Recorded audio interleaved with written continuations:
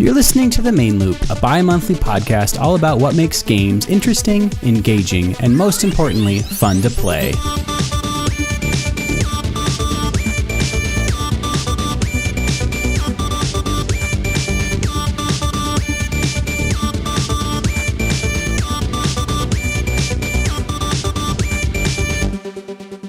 Hello, everybody. Welcome back to another episode 10 of The Main Loop. I am Sean Bragg. I am joined, as always, by Stuart Urbach. Stu, who might actually sound like a human today. You do sound... For the first time ever. You actually sound like suspiciously more human-like, to the point that I think that maybe you're not actually... Like, you're overcompensating for your lack of humanity. Probably true. Like, hello, fellow human beings. Hello, humans. I am Stuart. It is nice to meet you. I am definitely a human. I'm not an alien. From the makers of Noob Shoes, definitely a human. I can't believe it's not human. Greetings, fellow adults. We are back to talk about video games and the playing thereof, and the games with the videos. And Before we get too much, I think that we have a couple of follow-up topics from last week. One, I've talked a lot about Snake Pass and on the Nintendo Switch, where you control the snake.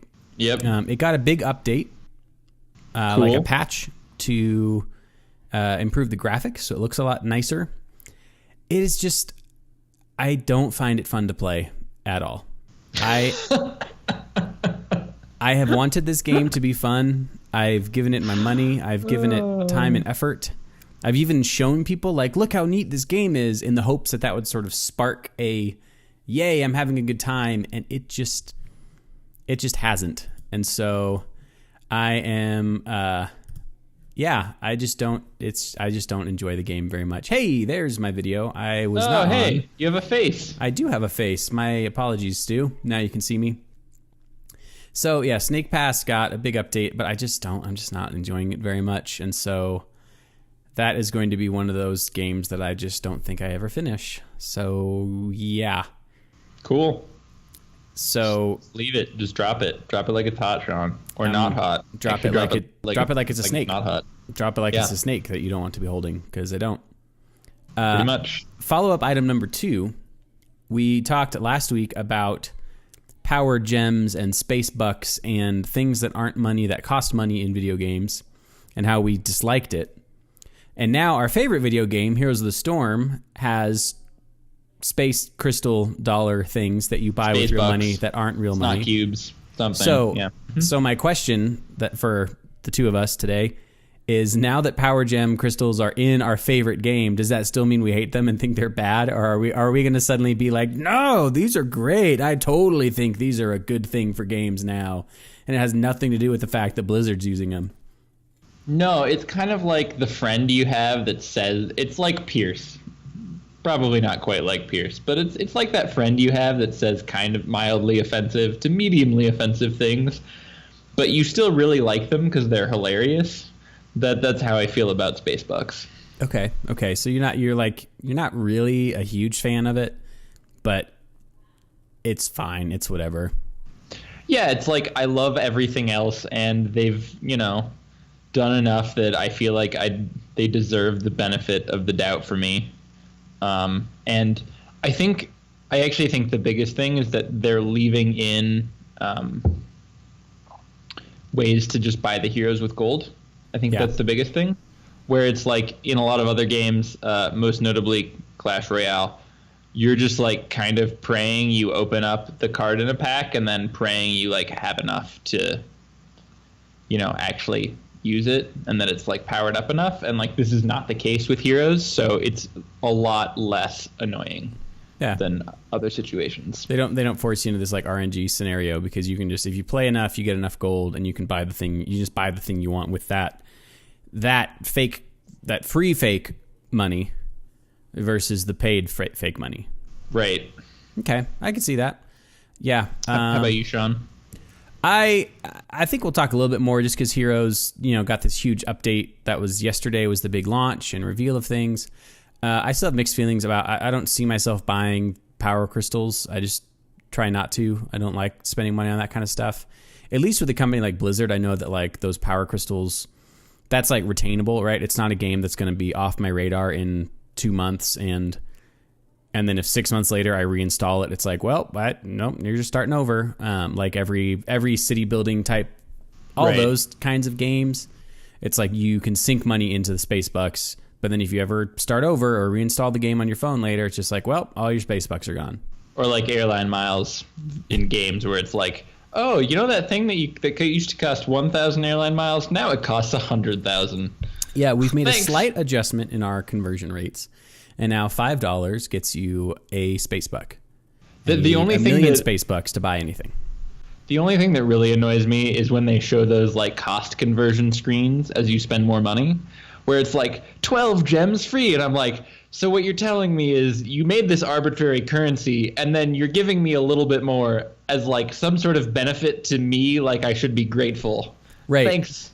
Like you're doing me the favor for me giving you money for a thing that doesn't exist. Yeah, that's fair. That's fair. Well, I think that's about it for follow-up from last week. We've got some new business to attend to. We do. So some noob shoes business. This is episode 10 of the main loop, and this is now, I think, episode 8 of the main loop Nintendo Switchcast, the show within the show, the show that we swear doesn't exist. The main loop Switchcast is just, it's here, and it's maybe here to stay. So it's really like roll for Zelda and then roll to confirm with Mario, and if Mario is awesome, then it might just be Switchcast Stuart's life. So we'll see. It's kind of, yeah, that's kind of where we are now. So episode 8 of the Nintendo Switchcast on the main loop, brought to you by the makers of Noob Shoes. This episode is titled "Stu Gets a Switch." yeah, Stu got a actual thing. Stuart is in the 21st century. Isn't it amazing what you can get when you just haphazardly and some might say irresponsibly spend your money? I think the funniest part was we were at Target. We're like, okay, we got to pick some stuff up. We'll go looking for this, and I see one in the case, and like, you know, it's locked, so no one's there. And so my girlfriend is like, she's like, okay, I'll go get someone, and I'm just like, okay, I'm gonna. My wife's moving boxes up the stairs. Sorry.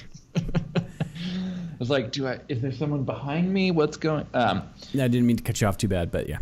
No, we're fine. So anyway, we're at Target, and there's like one in the case. And I'm like, I'm not moving. And then my girlfriend's like, no, they said they have more at the counter, and I'm like, are you sure? Are you sure they have the right one? Oh, that is an absolute lie from a woman who does not want you to buy a Nintendo Switch right there. No. They told me they totally have more. We have to go to the car and go home, and that's where they have them. No, she was really nice. She actually helped me purchase the Switch because it's like a belated second half of my birthday gift, because there was no Switches available at my birthday. Because thanks, Nintendo, you're great. Yeah, bastards having a product that millions of people are loving. Yeah, but they could actually sell enough. But anyway, we played Breath of the Wild this weekend, and it's like incredible. Yeah. I think what's most telling is my girlfriend is asking me to play it so she can watch me play it, because she like enjoys just like the scenery and the like play so much. And like my girlfriend does not like video games really like in any sort of obsessive way like I do. Yeah, Hannah really enjoys watching Breath of the Wild. She pretty much every time I'm playing it actually on the TV, not on portable mode, she comments on how glad she is we got the game and how just interesting it is, and it's fun to just watch. She enjoys watching me explore and find new things, and it's definitely it's not couch co-op, but it's definitely an enjoyable thing to just like sit and watch with somebody. So, and I remember like a month or 2 months ago now when you were like, you're gonna love this introductive tutorial, and I love it. It's better than 90% of games I've played, actually. It's just like people should take notes because this is incredible. Because I feel like so often like game studios will be like, well, tutorials suck, so we're just going to make it really short but like tell you to do all of the things in a really prescriptive way in like 5 minutes. and then you're like clicking through it because you hate it and everything sucks. And then 5 minutes later, they throw you into the game and you're like, what's going on? What do you want me to do? Yeah. Oh, I'm dead now. This is fun. I was just skipping through everything because I hated your tutorial so much, and now I don't actually know how to play this game. And Zelda's more like, well, we're going to just stick you on an island, and you can figure out how to do stuff. Yeah, or you can die a lot. Repeatedly. Those are your choices there. Yeah, it's great. It's remarkably well done. I want more of your thoughts on that a little bit later on this episode. I wanted to talk about, during this episode of the Switchcast, I wanted to talk about a game called Mr. Shifty for the Nintendo Switch, which I downloaded over the weekend, and I've just been having a blast playing. And it's another one that's great just to watch somebody play. But this is one of the Nindies, as they call them, as we don't like to call them. But it's the term now. So Nintendies? Tinder? The Tindies. My Tindies. My Tindies are tender. But yeah, Mr. Shifty is a little indie game. It's this top-down, sort of looks like your dual stick shooter type game, except that really the only mechanic is that, well, there's two really important mechanics to understand. Everything kills you with one hit, so one shot kills. So enemies have guns. Some dudes just punch you. Some dudes have shotguns. Some have machine guns. Everything kills you in one hit. And then your B button. So whenever you're running, let me back up. You're running, every time you're moving, you see a little white dot in front of your character, a fixed number of spaces. It doesn't get any longer, but that's where it is. Every time you hit B, you Nightcrawler style teleport to wherever that dot is. And you go through. There's very few things you can't go through. In fact, the only things you can't go through are things that are they're thicker walls that are thicker than that dot. Anything else so you can still go through a wall as long as the dot is on the other side. Absolutely, exactly. Cool. And so the whole game, you have 5 of these little bursts you can do. They need to recharge after time, so you can't just spend them all at once, or you have to wait an extra long time for them to recharge. Like a game does. But so each level really presents lots of action, but it's kind of like there's some puzzling to it because you really have to kind of think about, okay, these dudes are in this room. If I punch these guys in this other room are going to come. They're going to run in because they'll hear me. Or there might be a glass wall and the dudes with guns will see through it and they'll start shooting at me right away. So you really have to plan your moves carefully, but it leads to a lot of like really intense, really fun action scenes where you're just like teleporting in, beating guys up, teleporting back out, like sneaking around because guys just ran in the room. It's super fun. It's incredibly satisfying. We talk about that all the time. This game is like a 55 on the 1 to 10 satisfactometer. It is so much fun. From the makers of Noob Shoes. Yeah, the Noob Shoe satisfactometer. Kickstarter to come in 2030. Yeah. Like little things, like there's most of the rooms have doors. Well, if you just punch the door, it goes flying in and it can just kill a guy if it hits him. So you can plan out like, I'm going to run up, I'm going to like make some noise and get a guy to run close enough to the door so I can just punch the door and kill him with that. And then I'm going to teleport in and grab this. And then there's lots of things that you can grab and use as weapons that will break over time. But like you might grab a big oar or a pipe, or you might, you can punch a soda machine and pick up a soda, and that's a one-time use. You can throw it and just kill a guy in one hit with a soda can, which is phenomenal to do. So it's incredibly fun. It pushes all your buttons when you're playing it. It's got great music. Well, you push its buttons. Yeah, it's just you push and I'll push. And yeah, it has this really great, like, very comic booky art style. The cutscenes are all like comic book panel type dialogue balloons and stuff like that. It has a lot of really good tongue in cheek. There it is, tongue in cheek. Teek and chung. Teek and chung humor. Cheek and tongue. It's great. 10 out of 10 would play again. Highly recommend. I've been telling everyone to download it to their Nintendo Switch if they have one. But I also think it's on Steam. So if you're into that sort of thing. Yeah, I think, based on, I haven't played it yet. Just based on kind of I read a review, I watched the trailer. I think what I noticed mostly is like instead of trying to do a lot of different things and like build a lot of worlds around it or like build a lot of puzzles, which are like time intensive, it's just like, well, we're going to make this one really cool mechanic and right. then just kind of let it be a short game that you get to mess around with this mechanic for the entire time. Yeah. And I think that's like a great approach for indies in general. Instead of like trying to make this like multifaceted thing. Yeah, it's sort of built. We talked about this a couple weeks ago. You kind of build around you start with the sort of the feeling that you want to have when you're playing a game, and you sort of find the game that fits that feeling. Like at the time, like I'll sit down in my Steam library and be like, well, I'm sort of in the mood for this, like, more contemplative single player, just wandering experience, or I'm just in the mood for some sort of really fast, action heavy, mechanical type thing. And Mr. Shifty feels like definitely that's very distilled. Like you can do each level a number of different ways. It's not like you solve the puzzle. It's more you just have to get good at these couple of mechanics and then just go execute and just go punch dudes and teleport. And it is awesome. Yeah, so, I mean, since buying the Switch, I think if a game is competing between PC and the Switch, like I'm probably going to default to the Switch now and not go Steam. For a lot of these type of games, because it's just that extra bonus of that game looks great. Yeah, I'd like to play it on my big PC, but I'd like to also be able to play it like in the Switch portable mode, because if that's the case, then just get the Switch version. Yeah, and like unless it specifically needs a keyboard. Like I'm not going to want to play the game without a keyboard. Yeah. Like Heroes of the Storm. Switch edition. Don't see it happening.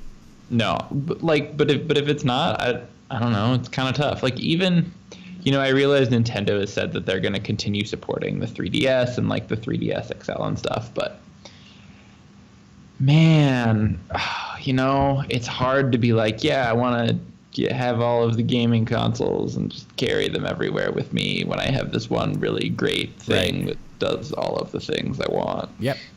Totally. Yep. Well, thanks for tuning in to Switchcast. Catch us in 2 weeks when the show that doesn't exist will be back on during your regularly scheduled podcast. And let's be honest, probably talking about Mario Kart. Yeah. Oh, that's right. Oh man, that's Friday. I can't wait.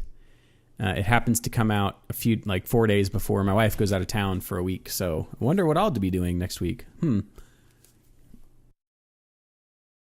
So, wrapping up new business, let's talk about Heroes of the Storm 2.0, because that launched yesterday to awkward. It launched with sort of an awkward gurgle.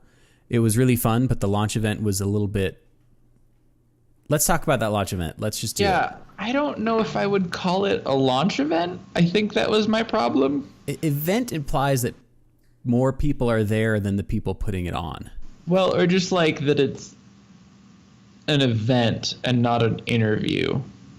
Yeah, so for those of you who don't follow Here's the Storm, they did this 2.0 launch event is what they called it. They were streaming on Twitch, and so they had some of your usuals from BlizzCon and esports events. Like Anna Prosser was the main host, and she was interviewing some of the game designers and some guys from the team, which was very interesting, very good interviews. Yeah, I enjoyed it. Very enjoyable, but it was in this sort of like talk show type format, and so there was just a lot of awkward and now let's welcome up to the stage like Kent Eric, and you're just like, who's welcome? What are you talking about? Like, there's it wasn't like it was like Jimmy Fallon on the late night show where it's like, okay, at least there's an audience here clapping. Yeah, there's no applause, so it was a little awkward.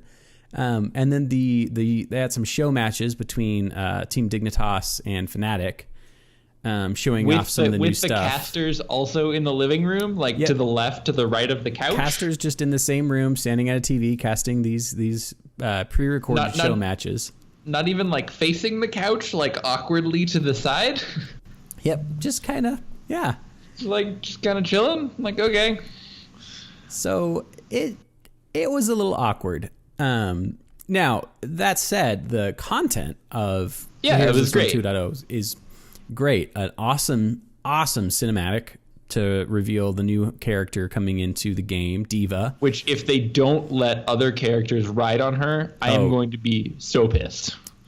As an aside, an asterisk to that comment, Diva is a character who flies around in a giant mech type suit, and in the cinematic reveal, another hero jumped on top of the mech suit and rode that while it flew around. So what Stu means by his previous statement is he hopes that one of the game mechanics is that other characters can jump on top of the big robot and as it flies around. I just want to clarify that.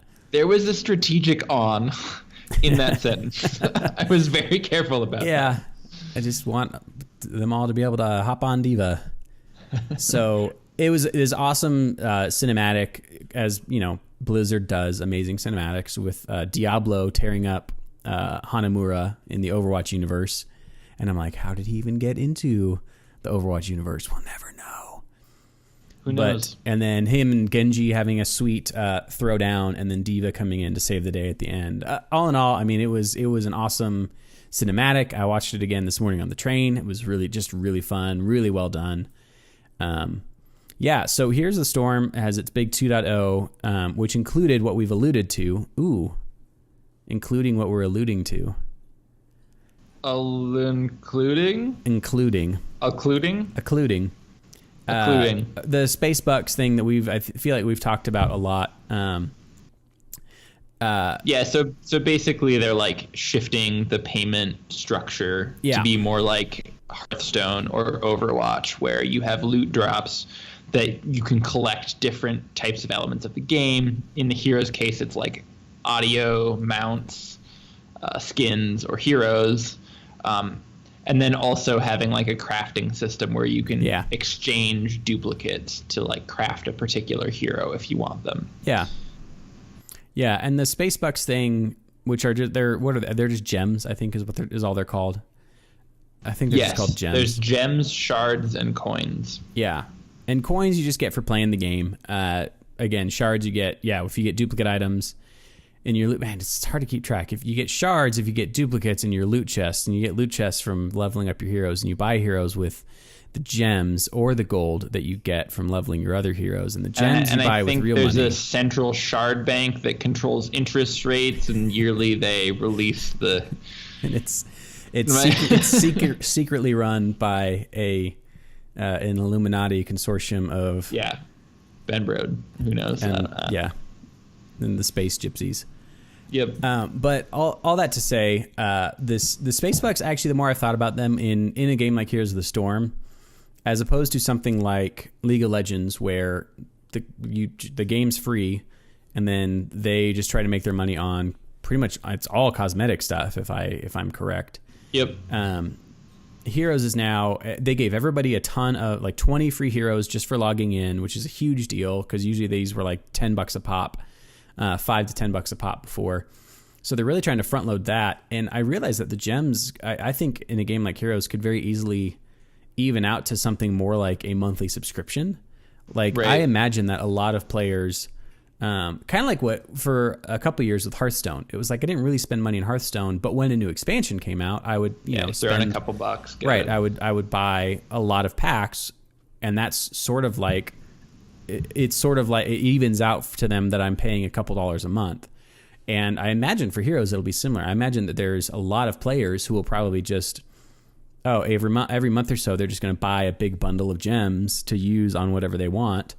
And I think from a business standpoint, it probably makes sense because they can get people to just go, I'll just do $30 every couple of months for the big gem bundle. Well, and someone like me who tries to avoid spending money on free to play games, I'm probably never going to spend a lot of money on Heroes, even if I do. I think the big change was now I have skins and mounts, and where I was just like, I'd put a lot of time into the game, and obviously I haven't paid Blizzard anything, but I've been a part of like the general game environment where like I'm contributing, at least in that sense. It's nice to be like, I won't have as many skins or as many options unless I put in money, and I'm fine with that. Like it's a game, they have to make money. But but now it's not like, oh, there's this entire half of the game that's just like totally inaccessible to me behind a paywall. Yeah.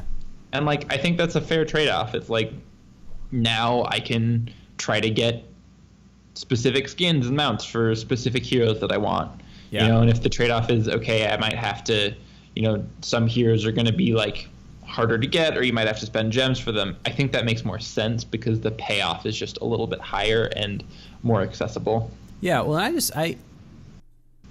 just touched on something, which is just there was all this stuff that was like, it'd be cool to have in the game, but the only mounts I have in Heroes of the Storm that aren't just like whatever you get are all from, oh, if you play, you know, 10 games of Hearthstone, you get this free mount. Or if you tune into the BlizzCon live streams with your, you know, and you're logged into battle.net, you get this free mount. Like, that's all I have from that. Whereas now it's like, oh, well, as I play the game, I'm going to get these loot chests and they might have more mounts. And so it is this thing that I was never going to spend money on before. But now it's nice to actually have a way to, not feel like I'm stuck with riding poverty horses all the time. So yeah, it was like it was just very cool to be like, oh, I have like a mount that I enjoy like having, and like even just having that one, it's like, okay, maybe now I can see myself spending a little bit of money now that I understand what the payoff is. Whereas before it was just like, yeah, there's some stuff, I don't really feel that compelled to you know, go out of my way to get it. Yeah. Well, speaking of all the loot, one thing that they did for new and returning players, and I feel like if you're a new player or a returning player, you actually made out like a bandit, which is always nice. It's always nice when you don't feel like, oh, all the new players get all the cool stuff and the people who've been hanging around just kind of get the shaft. So they changed the way that your individual as a player, your progression works in Heroes of the Storm 2.0. So instead of this, you rank your personal player level up, but it maxes at 40. And then, which I mean, I did like 6 months into having the game. And then you can rank up the individual heroes, but it takes forever after like level 7. Now they've tried to kind of squish that, and they've done what I think makes a lot of sense, which is your player level is just the sum total of all your individual hero levels. So if you have 10 heroes and they're all at level 10, and you have a player level of 100, and it makes sense. So I ended up, and I'm not going to lie, and even though I knew the math, I was still hoping they were just going to throw some bonus points my way for the fact that I've been playing since like late beta, and they didn't. So I ended up at like 167, which is, you know, garbage. Oh shit. I am garbage tier. I am bottom bronze. I know you were like 290, and I hate you. But I'm just a better person than you, actually, Sean. I think that's how this works. But what was nice, all that aside, what was nice is that they just gave you a bunch of loot boxes for logging in based on your hero level. So based on how much time you put in the game, and I don't know if it was over a certain level or over a certain amount of time played, there were these veteran loot chests. I got one of those. I got like 16 of the epics and then a bunch of the regular ones, the pleb loot boxes. I got 2 because I am better than you. That's correct. Yes, they gave 2 to Stu for being better than Sean. So, but it was actually really fun. It said on the opening them was a lot of fun. The sort of fit and polish on all the opening animations it's somewhere between Hearthstone and Overwatch's like opening. I may like it the better out of all 3 of them. I do like that they just show you the rarity level. Yes. Immediately. It's not like hover, because sometimes in Hearthstone, when the light shines when you open the pack and it's orange, because that's just the pack opening animation, and you think it's just a 5 legendary pack. Yeah, and you're like, oh, I got one, and then you hover over everything and there's just a blue, and you're like, and you just keep hovering. You're like, it's got to be one of these. Come on. No, it's none of them. Yeah. I liked that a lot. They do have this nice re-roll system, so you can use some of your hard-earned gold to re-roll the contents of a chest once you've opened it. You can do it, I think 3 times or 2 times? Yeah, but if you're doing it a 3rd time, you should stop because it costs a lot of gold. But it's still a cool option if you're kind of like me. You're weighing you're sort of weighing between I got a bunch of duplicates, or I got a bunch of stuff for a hero I don't really play or don't have yet. Do I really want to hang on to it, or just want to kind of roll the dice and see if I get something better? Which I got to my veteran loot chest because it was a guaranteed legendary. I rolled it, and I got I don't remember what my legendary was. My legendary was something I didn't care about. It might have been a legendary skin for a character that I didn't have or didn't care about, something like that. And I just said, you know what? I'm just going to re-roll it. Why not? 750 gold. I got lots of gold. Re-roll it, and I get Genji. So I was like, all right, this is a decent situation to be in right now. And then later on, I re-rolled another chest that had just like a rare. And again, it was like mostly duplicates. Re-rolled it. Legendary, got Samuro, which was another one of now like 4 heroes that I don't have. So all in all, I actually feel like I made out like a bandit. I was hoping I would have gotten more announcer packs.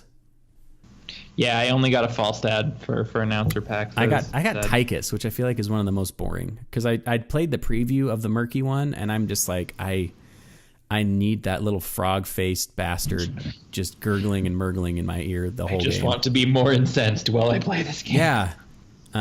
So those are really fun. Those are kind of a bring over from the mainstream MOBA world, the custom announcer packs. But yeah, so how do you feel like you made out over from all your loot? I got a Nazebo skin, which is awesome because I'm level 22 on Nazebo. It was great. I'd played like a billion games with Nazebo, and in the old world I was on level 12. Yeah. And I log in and I'm on level 22, and I'm like, oh, that feels a lot better.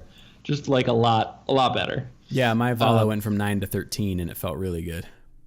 And then I got the like Chibi Ragnaros skin, which is just like the sickest thing ever. And then I also got Genji on my last reroll of a veteran loot crate. It was like, oh my gosh, this is the best. Yeah, it was awesome. It was like, I think out of all like.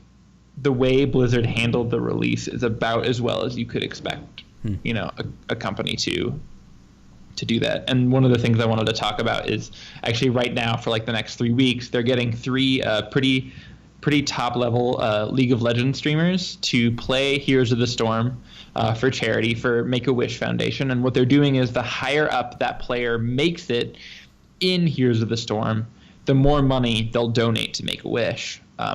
And so they have each of them paired with a sort of a coach, which is like basically a pretty popular Heroes of the Storm streamer. And I think it's just like a really sneaky way to like generate goodwill and like hopefully get some people who might be interested in Heroes who've only played League, and to like be sneaky and like a little, we're going to try to like get some League of Legends fans without being like really dickish about it. Yeah. It's like, no, we're just going to donate. And like, if you like it, you like it. Yeah. And it's not just streamers that some of the coaches, like Dunk Train is one of the coaches who was a part of the first ever world champion Cloud9 team at BlizzCon 2015. And I was actually watching, it's Dyrus or Dyrus? Dyrus. I was actually watching him stream a little bit on the train home today, playing Heroes. The chat definitely confirmed why I will never, ever, ever play League of Legends, because it was like, hey, we're doing this really cool thing for charity, and we're bringing just the absolute dregs of League of Legends toxicity over into the Twitch chat for this. So I turned chat off. And was actually really enjoying watching Dyrus play Heroes. He was on Ragnaros on Towers of Doom, and I was actually learning a lot watching him. I was like, oh, I've never it was a very different style of laning and of team fighting and sort of dragging things out. And I think it's a really cool thing. Yeah, I think it was awesome because it's like, oh, it's nice to see that Heroes is still like a MOBA that has the right mechanics that like good players will still be good at. Those skills are transferable, like proving that. And then just like, I was watching Skara yesterday and just like seeing him freak out like when Artanis was throwing his like E and like switching. Yeah. Or like just like figuring out all of this different stuff about like all of these character specials abilities. And it's like, oh my gosh, this is incredible.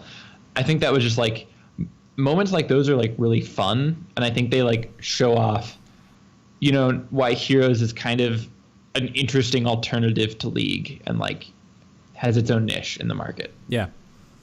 Well, the whole charity thing and bringing league players in it's just really cool, and I hope they'll actually do more of that. I would love to see them. I'd love to see if they brought in like some CS:GO players or something like that into Overwatch, and we're like, hey, just like try for it. charity, just try it, and it seems really cool. Well, that's about it for, I guess, new business. Yep. We've got a little bit of time left just to talk about a couple of things. I wanted to talk about this thought that I had, which of course I had while playing Heroes of the Storm, because that's, if I'm not working or sleeping, as my wife will tell you, to her chagrin. Awkwardly long silence. I'm probably playing too much Heroes of the Storm. So there is a hero in Heroes of the Storm right now that I really like called Cassia. And she's based on the Amazon she is the Amazon from Diablo 2, if you want to get right down to it. So she throws javelins, and she's got this attack called Fend, which is you pick a target, she jumps forward, she attacks that target, and then she's kind of throwing javelins in this cone shape at all the targets behind that one as well. So anybody in that cone takes damage. But the problem is you just step out of the cone. It's not like you get rooted or something like that while she's doing it. You can easily just kind of step outside of that area of damage. And I had this thought, well, couldn't they just change it so that like she just tracks automatically, like whoever the main target is, it just sort of tracks and that cone just sort of pans around like a little view cone, and just pans around as she's attacking. And I thought that would be cool, and then I thought, no, that would ruin the entire game of Heroes of the Storm. And here's why. Because suddenly if you're a player who's maybe not that familiar with Heroes of the Storm, you're coming into it, and you could apply this to any other game, suddenly you can't trust the game.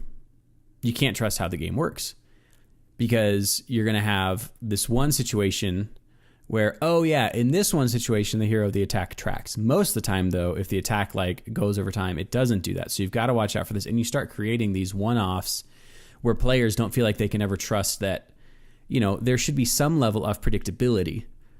Like when I hit this button, or when my opponent hits that button, I can predict with somewhat regularity what's going to happen. And it's like if you start making these little one-off tweaks, then you lose that ability to sort of trust the game. Yeah, it was actually, I had a similar thought with like Hearthstone and like when they do the yellow border around cards, to show that like it's active, and how they could do other things like, give more information about like don't use this card, or like stuff like that. They're like pretty simple jumps, but like could be theoretically like usability things, but might also be strategy, right? Yeah. And it was like, it's a really fine line to walk between like, okay, what is the point that we're going to stop giving you information, and like how do you think about that? And I think what's interesting is like Blizzard basically comes down on the side of, it seems like in most of their games, it's like, we're going to tell you whether or not a thing works or not, because that is a usability thing. We don't want you to have a bad experience where you don't know whether or not this thing works, right? We'll let you know. So if you want to make a decision like that, you can do that. Yeah. Like for example, the quickest one I can think of is like, Reno. They'll tell you if your deck has only uniques and you can play Reno and gain the life. Yeah. Yellow border. Exactly. And I can't tell you how many times I have played card when it didn't have yellow border, because I was just like on tilt and it was like, this will bring me back.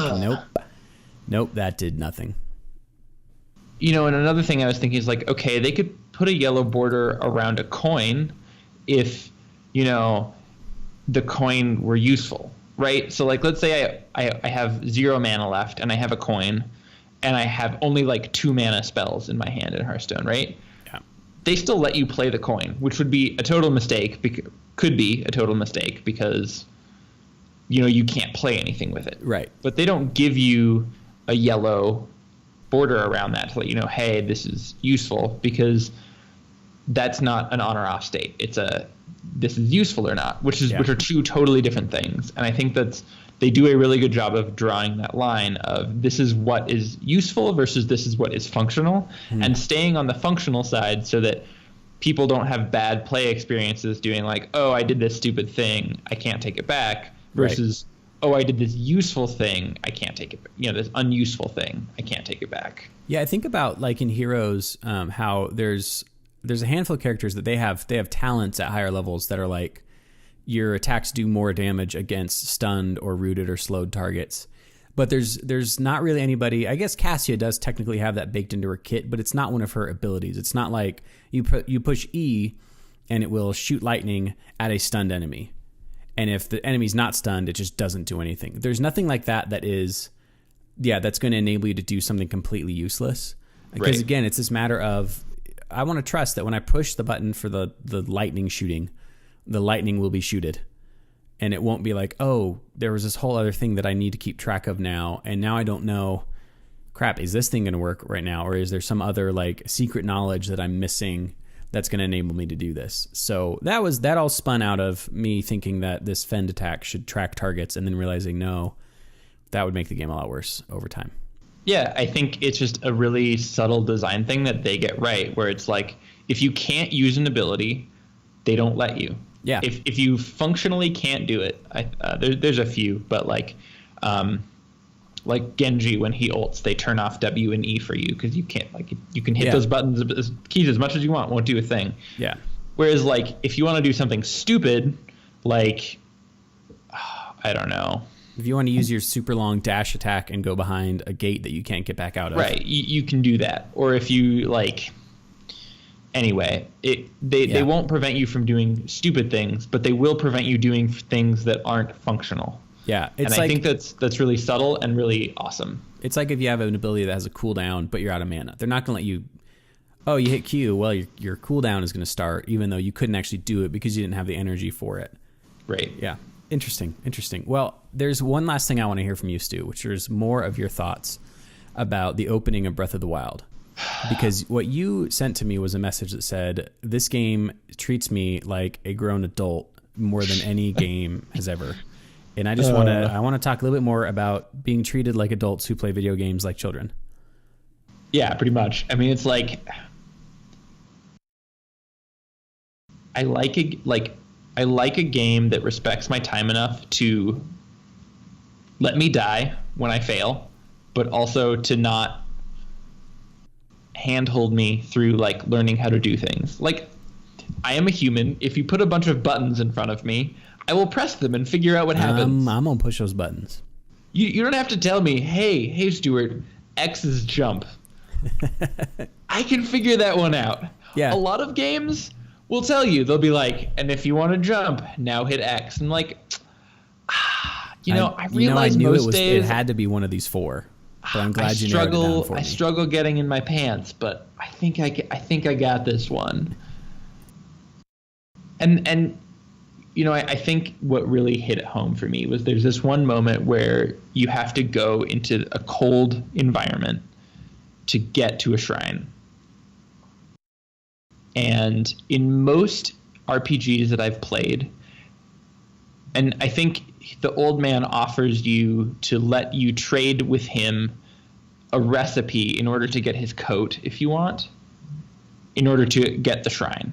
In most RPGs, I would have been stopped from getting the shrine and to the shrine another way without that recipe. And that is why I hate most open world and RPG games, because there would have been some random, oh, the mayor is in town, so the guards are blocking the entrance randomly, and that's why you can't get out of the town right now. Yeah, they're just like, you just can't do it. And it's like, that's so annoying, because like the classic, there's a Snorlax blocking your path. Yeah, it's like, well, we hid this needle in the haystack, and you need that needle, so go find, like, just go dig through every haystack. It's like, no, this is dumb. And it was nice because it was like, okay, I was able to cook food on my own, make spicy food that gave me heat for a while. That was really risky. It would have been much safer to like figure out how to get this guy's coat, but I couldn't do it. Figured it out, did it, and accomplished the objective. On my own, there was no like dumb checkpoint that was telling me, oh, you like have to do this thing or you can't do other things. It's like, nope, you can be a dumbass and try to die if you want. And I did a couple times because I didn't have enough heat to get to the shrine. And it was fine. I was fine with that. I was like, you know what? That's fine. I'm choosing not to do this specific path. Yeah, I you are be free to punished. freeze to death. Absolutely. Yeah. It's not like, oh, well, you're not doing this path, so we can't let you continue the game. Like, that's just... So anyway, I got past it. And even, like, the general idea of, like, you're on this island and you need the glider to get off. And that's the only way off. And you can jump off, but you'll die because it's super high. Obviously, there's kind of an artificial constraint there, but there's not in the sense that, like, it's not like there's literally just a wall between me and something else that's going to fall down. Like, that island is still going to be there when I go back, and I'm still going to have to use the glider to get off of it every time. It's not like an arbitrary checkpoint that I just have to get past. Right. The limitations are a real part of the world. They're not just, oh, there's this invisible barrier that's going to magically be gone once I do this thing. Or, again, Exactly. In Ocarina of Time, the dude that won't let you leave until you won't let you go see the Deku Tree until you have the sword, because he's just blocking it. Like, you just can't get past him unless you do a crazy glitch, and then no sword for you. And stuff like that made me hate RPGs. Like, I'm just like, you know what? I'm not good at, like, puzzling together 30 different clues about where the XY axis is going to line up to find this character who's going to give me the key that will show me the light to the map, that will show me to the sword, that will let me get through this pathway. I'm like, you know what? That's dumb.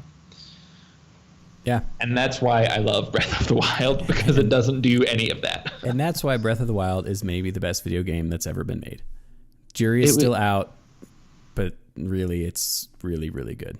And I think the other incredible thing was just the way they did survival, that it's not, like, painful, but if you're alone at night, you're actually nervous about, like, trying to get through the world.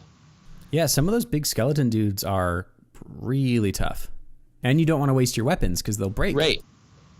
And so it creates this atmosphere where, like, even traversing the world is an exciting experience. So it's not just like, there were moments in Wind Waker where I'd be, like, trying to like sail across half the world, and all I'd be doing is sailing, because, like, I could fight the enemies, but I could just run away from them a lot easier and they wouldn't kill me, and I was just kind of spending a lot of time sailing and being annoying.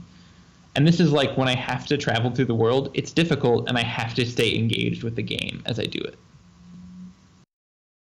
So it's just awesome. It's great. Yeah, I love it. I'm glad you're playing it. Yeah, we need more people in the world enjoying Breath of the Wild, so that more games like that will happen in the future. Well, I think that is going to do it for this episode of the Main Loop / the Nintendo Switchcast with Sean and Stu from the makers of Noob Shoes. So the Noob Shoes Switchcast. The Noob Shoes Switchcast. Send us your emails to mainloopshow@gmail.com. We would love your feedback, your questions, concerns, your thoughts about the show and about games in general. Follow us on Twitter @TheMainLoop, so you'll always know what we're up to and when the show is coming next. You can follow me on Twitter. I'm @Sean M. Bragg. That's SeanMbrage. And you can find Stu and all of his thoughts about games at Decode Games on Instagram. On that Insta. Are you doing Insta stories? I will be soon. Ooh, all right. TBD. TBD stories. Well, that's going to do it. We will be back, of course, in 2 weeks on May. What is that going to be? That's May 10th. We will see you all then. And until then, have fun, everybody. See ya.